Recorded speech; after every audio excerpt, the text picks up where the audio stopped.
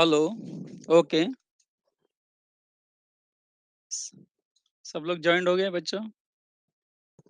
So let us start. 2 minute में मैं revise कर देता हूँ कल का लेक्चर। आई होप याद होगा आपको, क्योंकि only 3 points we have covered. Legal rules regarding consideration. मैं तो बोलता हूँ लीगल रूल्स रिगार्डिंग कंसिडरेशन मतलब वैलिड कंसिडरेशन। ना बच्चों, दैट इज अंडरस्टूड।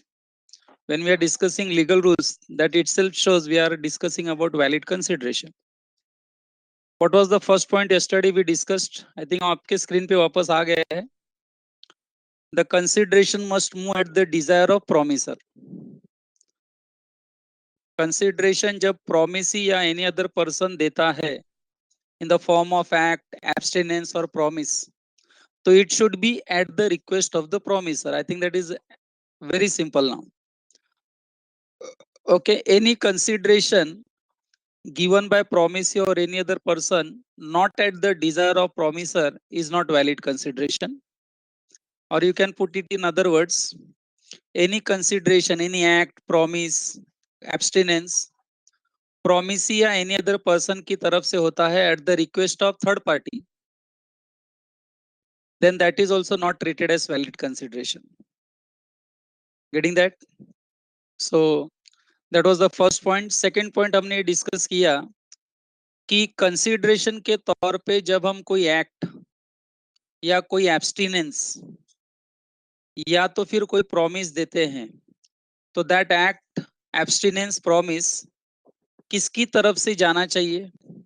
वो या तो प्रॉमिसी की तरफ से जाना चाहिए, main person in the contract, या any other person on behalf of promisee, या तो फिर प्रॉमिसी का कोई लीगल हेयर हो, प्रॉमिसी का कोई एजेंट हो. Getting that? And so on. अब बच्चों, आपने मेरे से कोई गुड्स अगर डिमांड किया है एंड प्रॉमिस किया है पेमेंट करने का, तो एज अ प्रॉमिसी गुड्स की डिलीवरी मैं भी दे सकता हूँ, या गुड्स की डिलीवरी मेरा ट्रांसपोर्टर भी दे सकता है, या गुड्स की डिलीवरी एजेंट भी दे सकता है मेरा. ओके, सो कंसिडरेशन में मूव फ्रॉम प्रोमिसी और एनी अदर पर्सन. यहाँ हम लोगों ने वही फेमस स्टेटमेंट पढ़ा था, रिकॉल करो. There can be stranger to the consideration. Yes, consideration के लिए स्ट्रेंजर चलेगा, third party. But as far as contract enforce करने का होगा, तो स्ट्रेंजर की जरूरत नहीं पड़ेगी. उस वक्त सिर्फ प्रॉमिस ही चाहिए. So there can be stranger to the consideration but cannot be, that stranger cannot be या cannot enforce contract. वो केस नहीं कर सकता. वो प्रोमिसी के बिहाफ पर काम कर सकता है लेकिन केस नहीं कर सकता. केस प्रोमिसी को ही करना पड़ेगा, प्रोमिसर पे. Okay, so that was the point. फिर हमने एक चिन्नया वर्सेस रमैया केस में डिस्कस किया कि how the consideration can be moved from third party also. Okay, next, executed and executory consideration. ये भी कल हमने डिस्कस कर लिया. फोर्थ पॉइंट भी डिस्कस हो गया था, I hope you remember. Consideration में भी पास्ट कंसिडरेशन, प्रेजेंट कंसिडरेशन और फ्यूचर कंसिडरेशन. ओके, ये हम आई थिंक डिस्कस कर रहे थे. Okay, in India it is valid consideration. In anyway, let us come to the fifth point. Okay, I think from today we are supposed to start from fifth point. What is the legal rule regarding valid consideration? So point number 5 में क्या लिखा है? Consideration need not be adequate. बच्चों, consideration should not be adequate. Consideration inadequate होगा तो भी चलेगा. Important ये है कि कंसिडरेशन चाहिए, वो भले ही इनएडिक्वेट क्यों ना हो. समथिंग इन रिटर्न चाहिए in order to enforce the contract, भले ही वो इनएडिक्वेट क्यों ना हो. आप बोलेंगे कंसिडरेशन ही नहीं है, तो फिर बच्चों वो कॉन्ट्रैक्ट नहीं है. No consideration no contract. I hope वो लाइन याद है आपको. कंसिडरेशन इज मस्ट, भले ही वो इनएडिक्वेट ही क्यों ना हो. अब आप सोच रहे होंगे sir inadequate, not not be an adequate मतलब क्या? तो मैं आपको बता दूं, for example, I promise to sell my house for ₹25 lakhs। Okay, जबकि मेरे मकान की मार्केट वैल्यू जो है आज के डेट में अगर मैं बेचने जाऊं तो वो मकान में आराम से I can sell for 40 lakhs। ध्यान से सुनो, मकान की मार्केट वैल्यू यानी कि if I sell it now in the market I would get 40 lakhs for my that property, but I am selling it for 25 lakhs to you, only to you I am selling it for 25 lakhs।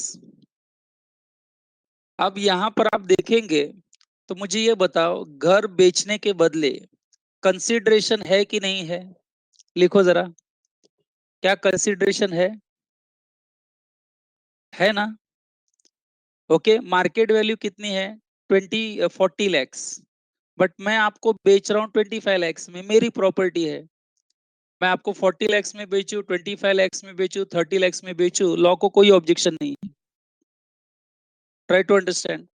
क्या मैं without consideration cell कर रहा हूँ क्या आपको house property? The answer is no. मैं आपको without consideration sell नहीं कर रहा हूँ। Getting that? मैं आपको विदाउट कंसिडरेशन सेल नहीं कर रहा हूँ, मैं आपको कंसिडरेशन लेके सेल कर रहा हूं, भले वो कंसिडरेशन इनएडिक्वेट हो, कम हो as compare to market value. I hope you get this point. Okay, as compare to market value consideration जो आएगा वो कम है, देखो ना, बट है ना, that is the point. Consideration होना जरूरी है, कितना कम है ज्यादा है ये इंपॉर्टेंट नहीं है, इंपॉर्टेंट है कि there must be a consideration. Okay, so law ये बिल्कुल लॉ, हाँ, लेकिन बच्चों एक याद करो एक point, if you can remember, recall करो, coercion, fraud, misrepresentation, fraud, misrepresentation, coercion, undue influence, कुछ याद आया बच्चों? लॉ यहाँ लॉ यहाँ मेरे से एक बार जरूर कंफर्म करेगा, बच्चों ये ध्यान से सुनना।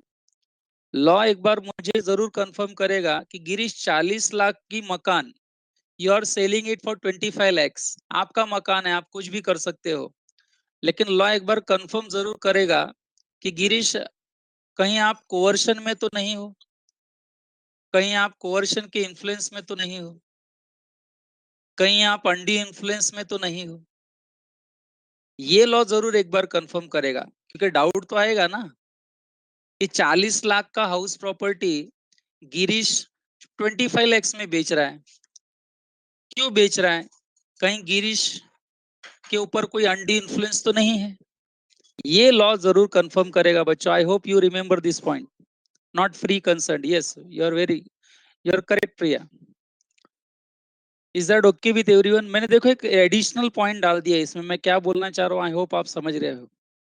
सो 40 लाख की property if I am offering to sell it for 25 lakhs rupees, तो यहाँ पे consideration is not adequate consideration, but फिर भी ये कॉन्ट्रैक्ट एनफोर्स हो जाएगा। लॉ सिर्फ इतना ही ध्यान देगा कि कहीं कोअर्शन, अनड्यू इन्फ्लुएंस का तो इस्तेमाल नहीं हो रहा है। आई hope you got my point बच्चों। अभी पुराना थोड़ा पढ़ा हुआ यहाँ काम आएगा। किसी को कंफ्यूजन हुआ क्या बच्चों यहाँ पर मैं अभी पढ़ा रहा हूँ तो? मैंने अभी रीड नहीं किया, I am just clearing my concept. कोई डाउट हो तो you are free to ask this doubt. Okay, यहाँ एजम्पशन करो कि I am selling it for 25 lakhs and my consent is free consent. बच्चों, that means there is no coercion, undue influence used. Savio, what is your doubt? Sir अगर आपको without consideration बेचते हो तो वो गिफ्ट हुआ ना, देन व्हाई इलीगल? तो सैवियो, अगर मैं किसी को फ्री में देता हूं तो वो गिफ्ट के तौर पर दे रहा हूं and I have to execute gift deed in writing. अगर ऐसा मैं गिफ्ट के तौर पे दे रहा हूं, गिफ्ट के तौर पे दे रहा हूं, तो ये मैटर एकदम अलग हो जाता है। नो कंसिडरेशन नो कॉन्ट्रैक्ट, इसके हम कुछ एक्सेप्शन पढ़ेंगे सैवियो, एंड वहां पर आपका आंसर आपको मिल जाएगा। मैं आपको बता दूं, गिफ्ट में दी गई प्रॉपर्टी विदाउट कंसिडरेशन है, I agree with you, and ये कॉन्ट्रैक्ट वैलिड है, क्योंकि ये एक्सेप्शन केस में जाएगा। ऐसे और दो तीन केसेस हम पढ़ेंगे जहां पे even if there is no consideration, contract is still enforceable. Okay Savio, तो आपका पॉइंट अभी थोड़ी देर में आ जाएगा एक्सेप्शन में। ओके, तो उसके बाद मुझे नहीं लगता कि आप डाउट पूछेंगे। अभी right now we are discussing valid rules of, या rules of valid consideration generally जो होता होना चाहिए। एक्सेप्शनल केसेस क्या होंगे, इसका रिवर्स क्या होगा, वो हम बाद में डिस्कस करेंगे, एंड उसमें गिफ्ट वाला पॉइंट सैवियो आएगा। ओके, तो will be discussing that. Okay, तो बच्चों मैंने अभी कुछ बताया, अब let us read that point. एक काम करते हैं, आपके सामने जो पैराग्राफ है बच्चों, उसका पहले एग्जाम्पल पढ़ो, फिर ऊपर की थ्योरी हम पढ़ेंगे। First we try to read and understand the given example. Okay, क्या लिखा है देखो। X promises to sell house worth rupees 6 lakh. X promises to sell the house worth rupees 6 lakh only for rupees 1 lakh. For rupees 1 lakh only. इससे क्या समझ में आया? इसमें कंसिडरेशन है कि नहीं है? है, बट इनएडिक्वेट है, देखो कम है। 6 लाख का मकान एक्स प्रॉमिस कर रहा है 1 लाख में बेचने का। The adequacy of the price in itself shall not render the transaction void. 6 lakh की प्रॉपर्टी कोई 1 लाख में बेच रहा है, प्राइस कम है, इसका मतलब ये ट्रांजैक्शन वॉइड है, ऐसा नहीं बोलने का, तब तक नहीं बोलने का जब तक बेचने वाली पार्टी ये ना बोल दे कि मेरे साथ कोवर्शन हुआ है, मेरे साथ फ्रॉड हुआ है, या मेरे साथ अंडी इन्फ्लुएंस हुआ है। आई थिंक आप समझ में आ गया। वॉइडेबल कॉन्ट्रैक्ट याद करो, आइदर मेक इट और ब्रेक इट। बरोबर है। फॉर एग्जाम्पल बाद में पता चला कि एक्स जिसको मकान बेच रहा है, उसने डराया धमकाया था एक्स को कि 6 लाख की property you sell it for rupees 1 lakh, and बाद में एक्स जाके कंप्लेंट कर देता है, तो कॉन्ट्रैक्ट वॉइड हो जाएगा। लेकिन यहाँ पर ऐसा कुछ भी नहीं है। एजम्पशन करो मैं मेरा मकान 6 लाख का किसी को 1 लाख में बेच दूं, तो इसमें लॉ को कोई ऑब्जेक्शन नहीं है। लॉ सिर्फ इतना पूछेगा कि गिरीश कहीं कोवर्शन फ्रॉड तो नहीं हुआ है तुम्हारे साथ, मैं कहूंगा नहीं हुआ है, तो कॉन्ट्रैक्ट इनफोर्सेबल। कंसिडरेशन तो है ना, भले ही कम क्यों ना हो, है ना कंसिडरेशन, 1 लाख तो मिला ना मुझे। तो बच्चों एग्जाम्पल मैं पूरा रीड कर रहा हूँ। X promises to sell a house worth rupees 6 lakhs for rupees 1 lakh only. The adequacy of the price in itself shall not render the transaction void unless party pleads that transaction takes place under coercion, undue influence, fraud. एक और point आएगा यहाँ पर, क्या आ सकता है point? कोercion, undue influence और fraud. कोई बताएगा और एक क्या पॉइंट आ सकता है बच्चों? उस वक्त मैंने बाय हेड करवाया था थोड़ा आपको। फ्रॉड और एक वर्ड था misrepresentation. Om Abhishankar, the word was misrepresentation my dear. बाकी बच्चों ने करेक्ट लिखा है। Abhishankar, it is not mistake, it is misrepresentation. Okay Om, it is misrepresentation. ठीक है, नो प्रॉब्लम, होने दो मिस्टेक, कोई प्रॉब्लम नहीं। मिस्टेक से मिस्टेक लिख दिया आप लोगों ने। यस, अब बरोबर है सभी का आंसर, मिस रिप्रेजेंटेशन। तो बच्चों आई होप कि मैं पॉइंट नंबर 5 में क्या पढ़ाने की कोशिश कर रहा हूँ सबको समझ में आ गया। Important is there must be consideration.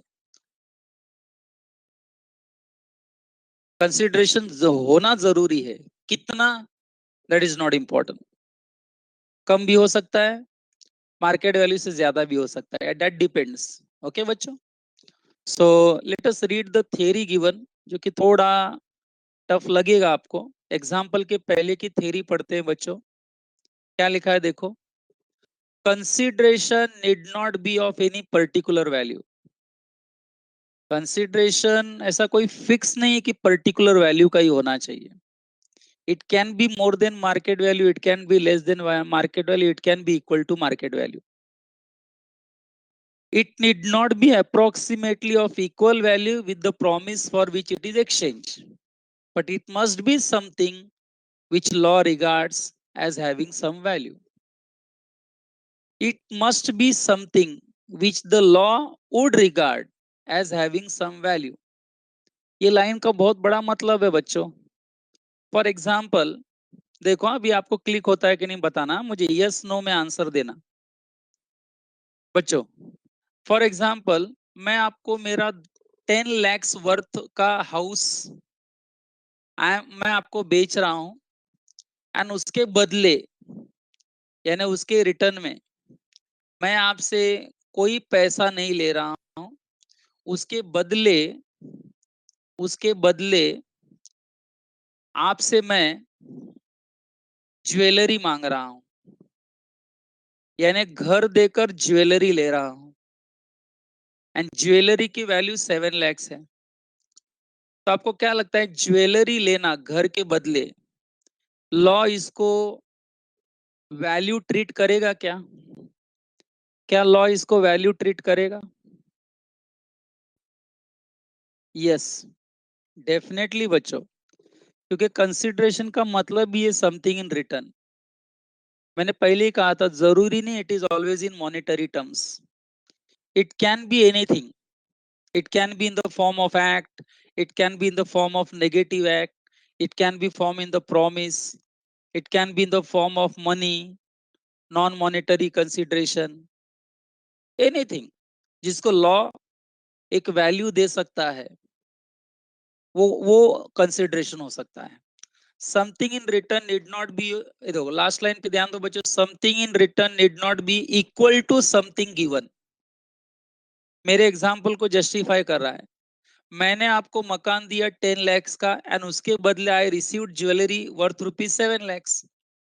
तो समथिंग इन रिटर्न जरूरी नहीं it should be equal to something given. I hope you understood this line also. It can be considered as bad bargain of the party. Yes, एक प्रकार की bad bargaining में जाती है कि 10 लाख का सामान आप 7 लाख में देके चले आए हैं। तो ये सेलर के पॉइंट ऑफ व्यू से एक बैड बार्गेनिंग हो गई, एंड ऑफ कोर्स बायर के एंगल से it is very good bargaining. बच्चों को समझा आपको, एक तरफ से बैड बार्गेनिंग, एक तरफ से गुड बार्गेनिंग। कंसिडरेशन के पहले लेक्चर में मैंने कहा था, एक पार्टी को बेनिफिट होगा, एक पार्टी को लॉस होगा। याद आया? याद आया ना बच्चों? हाँ, कुछ बताया था, देखो धीरे धीरे सब रिलेट होगा। So when I started with consideration topic, my 2 lectures were very important.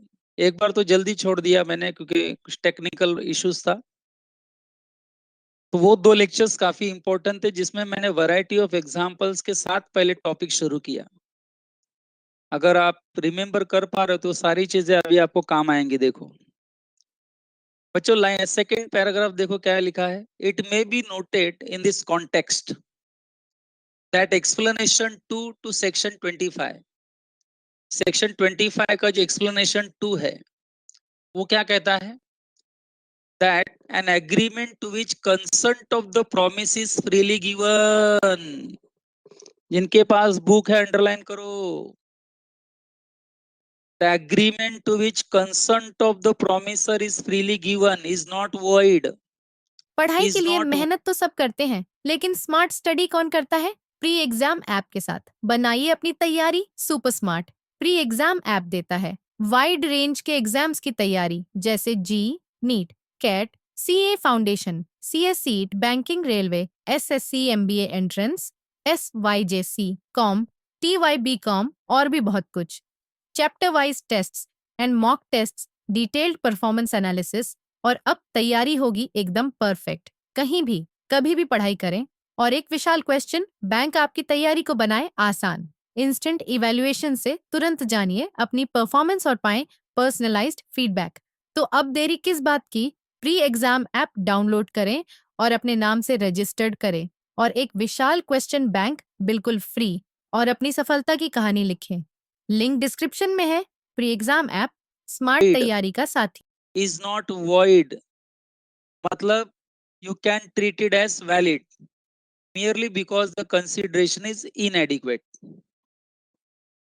बच्चों, when the consent is freely given, when it is not caused by those four factors, we say the consent is free when it is not caused by those four factors. याद आया? Four factors: coercion, undue influence, misrepresentation, fraud. इसमें से कोई चीज इस्तेमाल होती है तो consent is not free. And इसको यूज किए बिना अगर मैं कॉन्ट्रैक्ट करता हूं तो consent is free. And when consent is free तो उसमें कंसिडरेशन भले ही कम क्यों ना हो तो contract does not become void. That indirectly I want to say contract becomes valid. Okay बच्चों, अभी आप लॉ के स्टूडेंट्स हो। मैं अगर एक लाइन कह रहा हूं तो दूसरी लाइन आप खुद सोचना कि लॉ क्या कहना चाह रहा है। अगर मैं कहूं कॉन्ट्रैक्ट इज नॉट वॉइड तो दूसरा एंगल समझ जाने का, contract becomes valid, may become valid, ऐसा मतलब हो जाएगा। ओके, तो सीएस के स्टूडेंट्स यहां जरा ध्यान देंगे। आपको एमसीक्यूज के मेजॉरिटी क्वेश्चंस में such type of language is used. Contract is not void, इसका मतलब वो they are trying to tell it is valid. Okay, ये जरा ध्यान में रखो। नॉट वॉइड मतलब it is valid, it can be enforceable in the court of law. Okay, तीसरा पैराग्राफ एग्जाम्पल के पहले का, but as an exception if it is shockingly less and other party alleges that his consent was not free, then this inadequate consideration can be taken as an evidence in support of this allegation. बच्चों, ये तीसरा paragraph को समझा आपको? तीसरे paragraph में अगर consideration बहुत ही कम है as compare to market value, inadequate है, एंड प्रोमिसर ये कहता है कि मेरा कंसर्न फ्री नहीं है, मेरे ऊपर कोअर्शन का इस्तेमाल हुआ है, फ्रॉड का इस्तेमाल हुआ है, अनड्यू इन्फ्लुएंस का इस्तेमाल हुआ है, बरोबर है, एंड दैट इज वाई मैंने ये प्रॉपर्टी एकदम कम भाव में बेचा। तो वो कितने कम भाव में बेचा वो मार्केट वैल्यू के साथ कंपेयर किया जाएगा एंड देखा जाएगा कि सही में मार्केट वैल्यू के कंपैरिजन में क्या बहुत ही कम भाव में बेचा है क्या। हाँ, अगर कम भाव में बेचा है एंड ऊपर से कंसंट वाज नॉट फ्री तो समझ जाने का promisor has right to cancel the contract. Okay, I hope you get the point. So when consent is free, inadequate consideration results into valid contract, and when consent is not free, बराबर है, then in that case inadequate consideration will be taken as a proof, as an evidence to support the allegation of the promisor. promisor जो allegation कर रहा है कि मुझे डरा धमका कर एग्रीमेंट किया गया है, तो वो जो कंसिडरेशन लिया गया है उसे डिसाइड होगा, बरोबर है, कि ये जो कह रहा है वो सही है या नहीं है। जैसा बच्चों आप डाउट पूछेंगे कि सर 10 लाख का मकान 9.5 लाख में बेचा, तो यहाँ मुझे नहीं लगता कि इनएडिक्वेट कंसिडरेशन है। तो यहाँ पर बाकी के एलिगेशंस का कोई काम नहीं है बच्चों। अब सामने वाला पार्टी बोलेगा मुझे डरा धमका के बेचा, तो वो सब लोग बोलेंगे अरे डरा धमका के बेचने का होता तो 10 लाख का सामान 9.5 लाख में क्यों लेता, वो 4 लाख में नहीं ले लेता तुमसे। इसका मतलब प्रॉमिसर तुम झूठ बोल रहे हो। तो वो जो कंसिडरेशन मिला है ना, वो एज ए एविडेंस के तौर पर इस्तेमाल किया जाएगा कभी कभी। मैं क्या बात रख रहा हूँ, सबको समझा बच्चों? प्रिया डाउट क्या सर, ये सर नॉट फ्री कंसर्न में मिस्टेक भी था ना, तो ये मिस्टेक इंक्लूड नहीं प्रिया, फ्री कंसर्ट में मिस्टेक नहीं था। मिस्टेक का discussion was entirely different. Mistake में मैंने कहा था कि बायलैटरल मिस्टेक अगर होगा तो इसका मतलब कंसर्न ही नहीं है, दोनों पार्टियों के तरफ से मिस्टेक है, तो ये कंसर्न ही नहीं है। आई हैव नेवर डिस्कस्ड कि mistake was the part of free concern. Mistake की discussion was entirely different. Okay, Rolls Royce car and Mercedes car का एग्जांपल था, देखो उसमें कंसर्न दोनों पार्टी की तरफ से नहीं था, there was in fact no concern, there was a mistake and the contract is void. And ये फ्री कंसर्ट वाले में ना बच्चों, वॉइडेबल वर्ड हमने पढ़ा था, याद करो, वॉइडेबल, कैन मेक इट और can break it. Okay, doesn't matter, no problem, it was doubt. So I think point number 5 is discussed. Let us go to the next point, let us go to the next rule. Screen पे आपके आ गया, देखो heading क्या लिखा है, जरा देखो and इसको जरा ध्यान से सुनना बच्चों। मैं जो अभी एग्जांपल लूंगा इसको ध्यान से पहले आप सुनना, एंड सुनने के बाद आपका क्या आर्ग्यूमेंट है वो सुनने के बाद ही मैं रीड करूंगा, ठीक है बच्चों। Second rule, sorry, point number 6 यानी सिक्स्थ रूल वैलिड कंसिडरेशन का, what is written, performance of what one is legally bound to perform. Consideration उसे ही कहा जाएगा, उसी परफॉर्मेंस को कहा जाएगा जो performs legally you are bound to perform. जब हम कोई परफॉर्मेंस देते हैं in the form of consideration, तो वो परफॉर्मेंस कंसिडरेशन वैलिड कंसिडरेशन तब माना जाएगा when you are giving that performance, बरोबर है, legally, and it is bound, and you are bound by that. I will give example, कैसे, देखो बच्चों ध्यान से सुनो। मैंने फॉर एग्जांपल बच्चों, मेरी गांव में जमीन है, मान लीजिए मेरे नेटिव प्लेस में मेरी जमीन है, थोड़ा डिस्प्यूटेड मैटर है उसके ऊपर, कुछ मेरे रिलेटिव्स उनकी जमीन है ऐसा बोलकर मेरे ऊपर केस किया हुआ है, मतलब एक लीगल बैटल शुरू हो गया है, कोर्ट में केस गया है। तो मैंने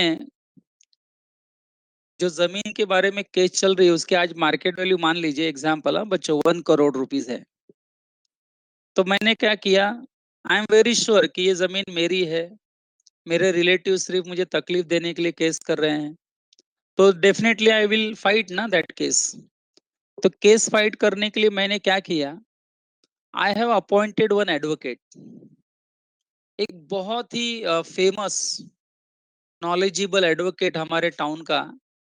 मैंने उसका जाके अपॉइंटमेंट लेकर उसको सारी बात बताई, एंड उसको मेरे काम के लिए एंगेज किया, हायर किया। मैंने कहा आपको ये काम करने का, केस मेरा जो लड़ने का एंड जिताने का जो भी है, जीतना हारना तो बात की बात है, केस लड़ना, इसके लिए आप कितना फी लेंगे।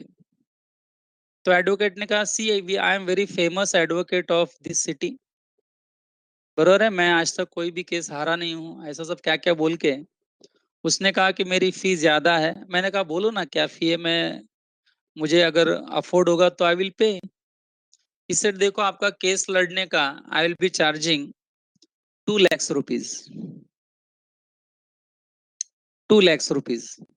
तो मैंने क्या कहा, डन, मैं आपको 2 लाख रुपया दूंगा, आप केस लड़ने को चालू करो। यानी मेरे काम के लिए एक बेस्ट एडवोकेट मैंने हायर किया बच्चों। आर यू गेटिंग दिस, एक बेस्ट एडवोकेट मैंने हायर किया, एंड बच्चों वो प्रोसीडिंग स्टार्ट हो गई, मेरे केस की प्रोसीडिंग स्टार्ट हो गई। एंड फाइनली 2-4 महीने के बाद मेरा जो एडवोकेट था उसको लगने लगा कि मैं ये केस जीत जाऊंगा आराम से। तो उसने, एडवोकेट ने एक दिन मुझे बुलाया ऑफिस में, मेरे एडवोकेट ने, एंड क्या कहा कि गिरीश तुम्हारा केस जो मैं लड़ रहा हूँ, जिसके लिए फी 2 लाख रुपया आपने मुझे दिया है, सही है। मैंने बोला हाँ बरोबर है, मैंने दिया है 2 लाख रुपया आपको। बोलते हैं अगर मैं केस जीत जाता हूँ आपका, देखो एडवोकेट क्या कह रहा है, गिरीश, अगर मैं आपका केस जीत जाता हूँ तो आपकी जो जमीन है आपको मिलेगी जिसकी वैल्यू 1 करोड़ है, उसका 25% पोर्शन मुझे दे देना। मैं केस डेफिनेटली जीत जाऊंगा आपका, तो मुझे 25% दे देना। मतलब वो मेरे से एक नया कॉन्ट्रैक्ट कर रहा है कि नहीं? यस नो करो।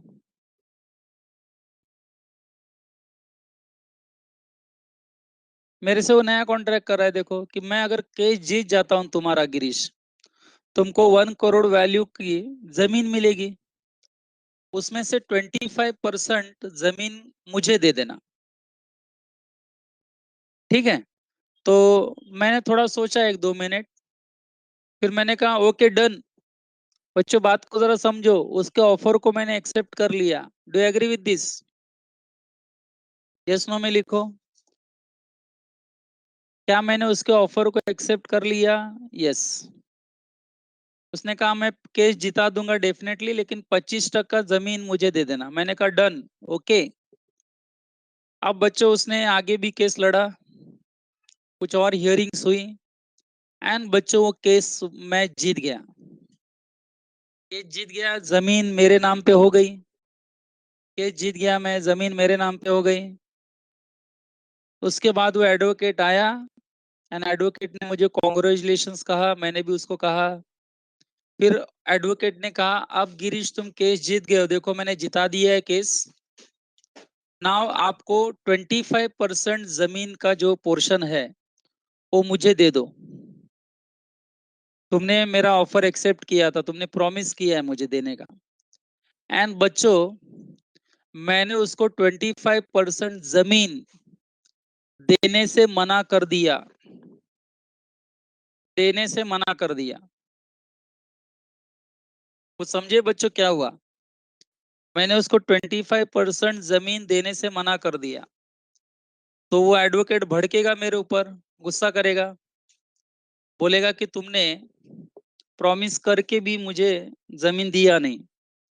अब वो मेरे ऊपर केस करेगा 25% जमीन के लिए। बरोबर है?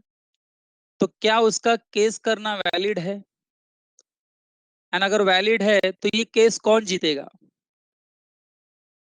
रॉन्ग आंसर भी चलेगा, टाइप करो। क्या वो केस कर सकता है मेरे ऊपर?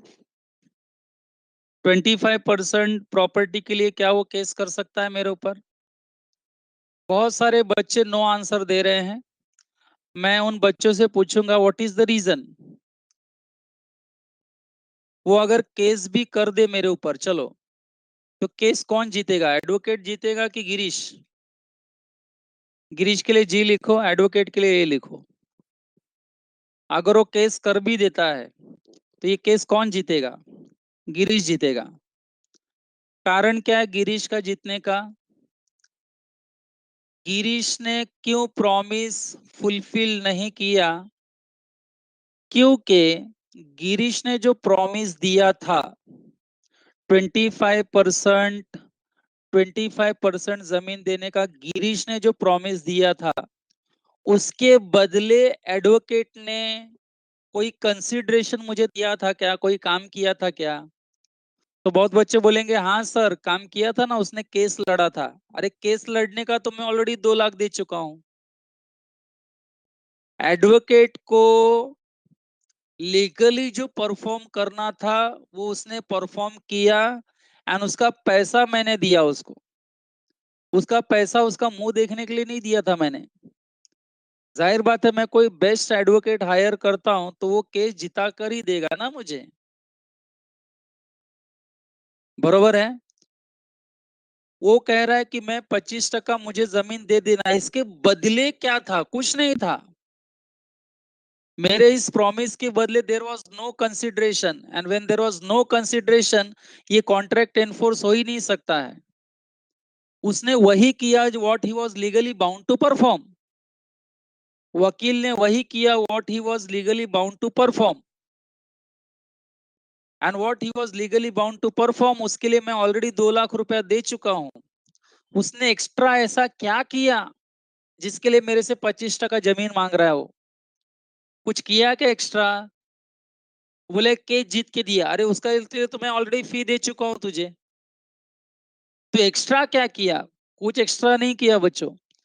तो मेरे प्रॉमिस के बदले in fact there was no consideration, and since there was no consideration बच्चों, कॉन्ट्रैक्ट बिकम्स अनएनफोर्सेबल। वो किसी भी हालत में मेरे से 25% जमीन नहीं ले सकता। अगर ये कोर्ट में केस जाता भी है तो कोर्ट में केस गिरीश जीतेगा, एडवोकेट नहीं। कोर्ट सीधा कहेगा, advocate there was no consideration from your angle. तुम गिरीश का 25% जमीन मांग रहे हो, उसके बदले तुमने क्या किया? एडवोकेट कहेगा मैंने केस जीता। अरे उसका फी तो गिरीश ने दिया तुझे। एक एडवोकेट का काम क्या है, वही तुमने किया। उसका फी तुमको मिल गया। तो 25% जमीन के लिए तुमने क्या किया? तो बच्चों गिरीश केस जीत जाएगा। सबको समझ में आ गया? There is doubt? मैं वो डाउट क्लियर करता हूँ। बट बाकी बच्चों से मैं पूछ रहा हूँ, प्रिया का डाउट क्या है? सर अगर आपने पहले 25% वाले कॉन्ट्रैक्ट को राइटिंग में किया होता तो भी आपके साइड में केस होता। मतलब फी देने के बाद ना, 25 लैक्स, सॉरी 2 लैक्स फी देने के बाद अगर मैं ये एग्रीमेंट करता राइटिंग में तो ना। हाँ तो भी मैं ही जीतता केस। प्रिया, तो भी मैं ही केस जीतता, गिरीश केस जीतता। कारण एक ही था कि मैंने जो 25% देने का प्रॉमिस किया था उसके बदले उसके तरफ से कोई कंसिडरेशन नहीं था। उसने जो भी किया he was legally bound to perform. There was nothing extra service he has provided for which he was demanding land from me 25%।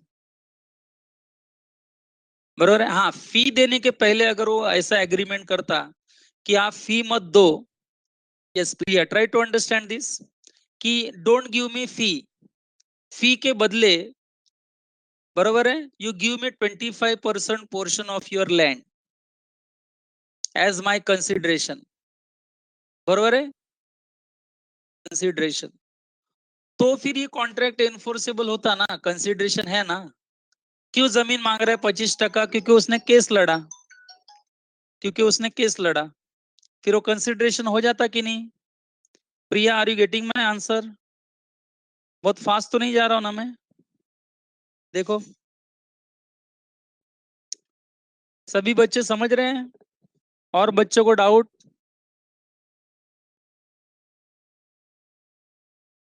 बच्चों वो जो सेंटेंस हमने अभी पढ़ा, performance ought what one was legally bound to perform, बरोबर है। मैं आपसे पढ़ाने का 2,00,000 रुपया मांगू, एंड एग्जाम आने के पहले मैं आपसे कहूं कि सब पास हो जाएंगे तो 1,000 और दे देना,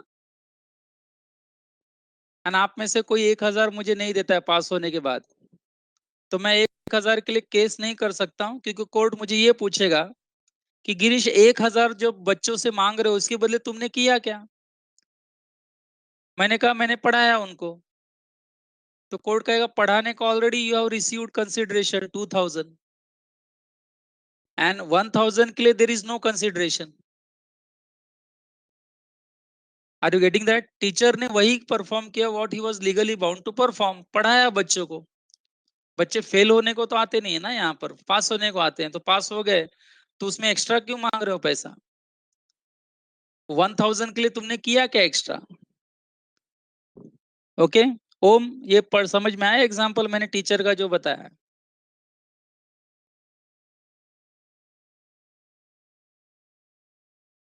बट सर लॉयर केस नहीं करेगा, क्योंकि वो लॉयर है, उसको वो सारे पता होंगे। Abhishankar you are right, you are right, लेकिन क्या है कि लॉयर लोग डराते हैं कॉमन मैन को ना, केस कर दूंगा मैं, तुम्हारी बैंड बजा दूंगा, हालत खराब कर दूंगा, तुमने प्रॉमिस किया था। वो सोचता है कि कॉमन मैन को कुछ मालूम नहीं, कॉमन मैन डर जाता है। अभिशंकर यू आर राइट, वो सब समझता है, लेकिन वो सामने वाले को एक तरह से चीट करने का कोशिश कर रहा है कि जमीन मिल जाएगी तो अच्छा है। Abhishankar are you getting my point? Your point is also valid, लेकिन एक कॉमन मैन को डराने का काम बहुत लोग करते हैं, पुलिस भी करती है, लॉयर भी करते हैं, प्रशासन शासन सब करते हैं। उसको जबकि पता है कि मेरा जो काम था उसका ऑलरेडी फी मिल चुका है, तो अलग से 25% मांगने का कोई मतलब नहीं बनता ना। हाँ ठीक है, आप 25% मांग सकते थे अगर आपने कोई एक्स्ट्रा सर्विस दी होती apart from winning the case. इसके अलावा और कुछ अगर आपने एक्स्ट्रा सर्विसेज दी होती, बरोबर है, उसके लिए अलग से आपने ऐसा कॉन्ट्रैक्ट किया होता, तो फिर scenario would have been different. But यहाँ पर आपने वही काम किया जो आपको लीगली करना चाहिए था, जिसके लिए आपको फी मिल चुका था। Then why you are demanding extra? बच्चों, are you getting my argument everyone? Yes no में आंसर लिखो। Are you getting my argument? Point number 6 बहुत ही अलग एंगल था बच्चों ये, एंटायरली डिफरेंट एंगल। बहुत बच्चे पहली बार भी सुन रहे होंगे ऐसा सब। एनीवेज बच्चों, एक बार मैं रीड कर लेता हूँ, वो देखो क्या लिखा है। Consideration must not be performance of existing duty. जो ड्यूटी आपको करनी है वो ड्यूटी तो करनी है आपको। अभी मैं A1 में पढ़ा रहा हूँ, उसकी मुझे फी मिलेगी, बराबर है। वो फी के अलावा मैं कुछ और एक्स्ट्रा डिमांड करूं अगर दोषी सर से, तो नहीं देंगे, क्योंकि वो एक्स्ट्रा जो मैं डिमांड कर रहा हूं उसके लिए there is no consideration from my angle. मैंने कुछ एक्स्ट्रा कुछ किया नहीं है। एज ए टीचर मैंने पढ़ाया एंड एज ए टीचर मुझे मेरा कंसिडरेशन मिल गया।